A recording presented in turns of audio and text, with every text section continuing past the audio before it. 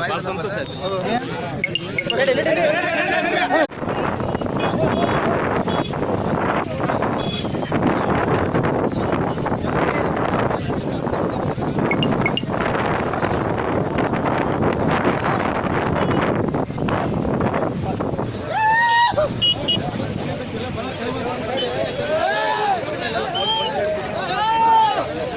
ಗೊಬ್ಬರ ಹೇಳ್ರಿ ಸಾಕು.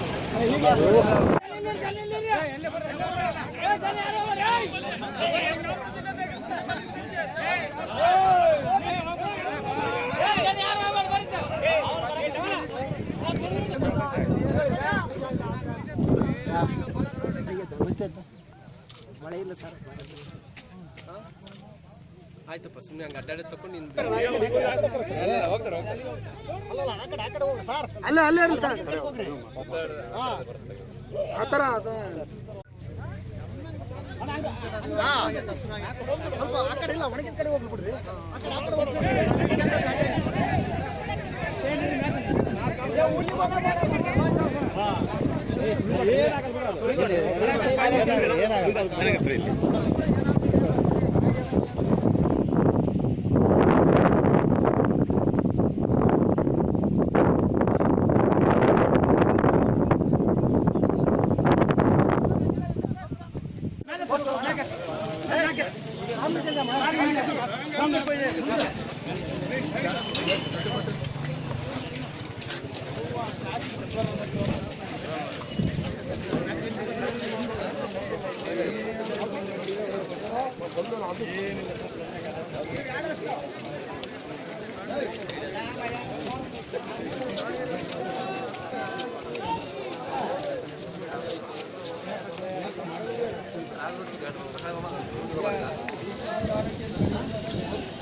ಸರ್ ಪ್ರೆಸ್ ನೋಟ್ ಆಮೇಲೆ ಕೊಡ್ತೀನಿ ಸರ್. ಮತ್ತೆ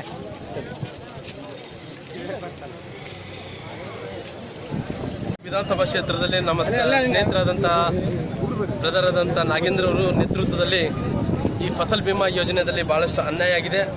ನಮ್ಮ ಜಿಲ್ಲೆಗೆ, ನಮ್ಮ ಬಳ್ಳಾರಿ ಜಿಲ್ಲೆಗೆ ಒಟ್ಟಾರೆ 28,000 ಮಂದಿ ರೈತರು ಫಲಾನುಭವಿಗಳಾಗಿದ್ದರು. ಸುಮಾರಾಗಿ 10 ಕೋಟಿ ವಿಮಾನ ಕಟ್ಟಿದ್ದಾರೆ.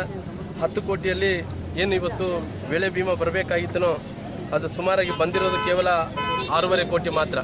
ನಮಗೆ ಬರಬೇಕಾಗಿ 200 ಕೋಟಿ ಹತ್ತತ್ರ ಇದ್ರೂ ಕೂಡ ಬಂದಿರೋದು 6.5 ಕೋಟಿ ರೂಪಾಯಿ ಹತ್ರ ಬಂದಿರೋ ಕಾರಣ ಇವತ್ತು ಭಾಳಷ್ಟು ಅದು 6.5 ಕೋಟಿ ಇದರಲ್ಲಿ ಬಿಡುಗಡೆ ಆಗಿದೆ. 1,35 ಲಕ್ಷ ರೂಪಾಯಿ ಮಾತ್ರ ಬಿಡುಗಡೆ ಆಗಿದೆ. ಹಂಗೆ ಒಟ್ಟೊಟ್ಟಾಗಿ ನಮ್ಮ ಕೂಡ್ಲಿಗಿ ತಾಲೂಕಲ್ಲಿ ಕೂಡ ಸುಮಾರು 8,500 ಮಂದಿ ಫಲಾನುಭವಿಗಳಿದ್ರು ಕೂಡ ಅದು ಕೂಡ ಬಿಡುಗಡೆ ಆಗಿದ್ದು ನಾಮಿನಲ್ ಆಗಿ ಬಿಡುಗಡೆ ಆಗಿದೆ. ಹಂಗಾಗಿ ಒಟ್ಟೊಟ್ಟಾಗಿ ಹೋರಾಟ, ರೈತರ ಪರವಾದಂಥ ಹೋರಾಟ ಎಲ್ಲಿ ತನಕ ಕೂಡ ಏನು ಯೂನಿವರ್ಸಲ್ ಸಂಪು ಅನ್ನೋಂಥ ಕಂಪ್ನಿ ಇತ್ತು ಹೈದರಾಬಾದ್ ಕರ್ನಾಟಕ ಜಿಲ್ಲೆಗಳ 5 ಜಿಲ್ಲೆಗಳಲ್ಲಿ ಏಜೆನ್ಸಿ ತಗೊಳ್ಳೋದ್ರ ಮೂಲಕ ನಮ್ಮೆಲ್ಲರೂ ಕೂಡ ಘೋರವಾದಂಥ ಅಪರಾಧ ಮಾಡಿದೆ. ನಮ್ಮೆಲ್ಲರಿಗೂ ಅನ್ಯಾಯ ಆಗಿದೆ. ಬೆಳೆ ನಷ್ಟ ಇಲ್ಲಿ ಹೋಗಿ ಸಮೀಕ್ಷೆ ಮಾಡಿ ಬೆಳೆ ನಷ್ಟವನ್ನು ವರದಿಯನ್ನು ಕೊಡಬೇಕಾಯ್ತದೆ, ಕೊಟ್ಟಿಲ್ಲ. ಎಲ್ಲೋ ಗಿಡದ ಕೆಳಗಡೆ ಕುಂತು ವರದಿಯನ್ನು ಮಾಡಿಕೊಂಡು ಇಷ್ಟೇ ನಷ್ಟ ಆಗಿದೆ ಅಂತ ಏನು ಹೇಳಿದ್ರೆ ಅದು ಸರಿಯಲ್ಲ. ಅದ್ರ ವಿರುದ್ಧವಾಗಿ ವಿಧಾನಸಭಾ ಕ್ಷೇತ್ರಗಳಲ್ಲಿ ಈ ಹೋರಾಟ ಮುಂದುವರಿಸಿಕೊಂಡು ಹೋಗುತ್ತೆ. ಸುಮಾರು 25 ಕಿಲೋಮೀಟರ್ವರೆಗೆ ಒಂದು ಕಾಲ್ನಡಿಗೆಯಲ್ಲಿ ಕೂಡ್ಲಿಗಿ ತಾಲೂಕು ಆಫೀಸಿಗೆ ಬಂದು ಇಡೀ ಸರ್ವ ರೈತ ಮುಖಂಡರು ಮತ್ತು ಪಕ್ಷಾತೀತವಾಗಿ ಎಲ್ಲ ಜನಪ್ರತಿನಿಧಿಗಳು ಎಲ್ಲರೂ ಭಾಗಿಯಾಗಿ ಇವತ್ತು ನಮ್ಮ ತಾಲೂಕಿನ ರೈತರಿಗೆ ಆಗಿರುವಂಥ ಅನ್ಯಾಯದ ವಿರುದ್ಧ ಹೋರಾಟ ಮಾಡ್ತಾ ಇದ್ದಾರೆ. ಇದರ ಹೋರಾಟ ನಮ್ಮ ಯೂನಿವರ್ಸಲ್ ಸಂಪು ಅವರ ವಿರುದ್ಧ. ಯಾಕಂದರೆ ಇವತ್ತು ಕೇಂದ್ರ ಸರ್ಕಾರದ ದೊಡ್ಡದಾದ ಒಂದು ಯೋಜನೆಯಲ್ಲಿ ಪ್ರಧಾನಮಂತ್ರಿ ಫಸಲ್ ಬಿಮಾ ಯೋಜನೆ, ಆ ಯೋಜನೆ ಅಡಿಯಲ್ಲಿ ಇವತ್ತು ತಾರತಮ್ಯ ಮಾಡಿ ನಮ್ಮ ರೈತರಿಗೆ ಇವತ್ತು ಏನು ಯೂನಿವರ್ಸಲ್ ಸಂಪು ಅವರ ಒಂದು ಬೆಳೆ ವಿಮೆ ಕೊಡುವಂಥ ಒಂದು ಇನ್ಶೂರೆನ್ಸ್ ಕಂಪನಿ ಇವತ್ತು ಮೋಸ ಮಾಡಿದೆ. ಆ ಮೋಸದ ವಿರುದ್ಧ ಇವತ್ತು ನಾವು ಹೋರಾಟ ಮಾಡ್ತಾ ಇದ್ದೀವಿ. ಯೂನಿವರ್ಸಲ್ ಸಂಪುವನ್ನು ಇವತ್ತು ಎಲ್ಲ ಮಟ್ಟದಲ್ಲಿ, ರಾಜ್ಯ ಮಟ್ಟದಲ್ಲಾಗಿರ್ಬೋದು, ಕೇಂದ್ರ ಮಟ್ಟದಲ್ಲಾಗಿರ್ಬೋದು, ಅವ್ರನ್ನ ಬ್ಲ್ಯಾಕ್ ಲಿಸ್ಟಲ್ಲಿ ಸೇರಿಸಿ ಇವತ್ತು ನಮ್ಮ ರೈತರಿಗೆ ಆಗಿರುವಂಥ ಅನ್ಯಾಯವನ್ನು ತಡೆಗಟ್ಟುವುದಕ್ಕೆ ಇವತ್ತು ಪಕ್ಷಾತೀತವಾಗಿ ನಮ್ಮ ಸಂಸದರು, ನಮ್ಮ ತಾಲೂಕಿನ ಎಲ್ಲ ರೈತ ಮುಖಂಡರು ಮತ್ತು ಎಲ್ಲ ಜನಪ್ರತಿನಿಧಿಗಳು ಇವತ್ತು ಭಾಗಿಯಾಗಿ ನಾವು ಪಾದಯಾತ್ರೆ ಮೂಲಕ ನಮ್ಮ ಹೋರಾಟವನ್ನು ಮಾಡ್ತಾ ಇದ್ದೀವಿ.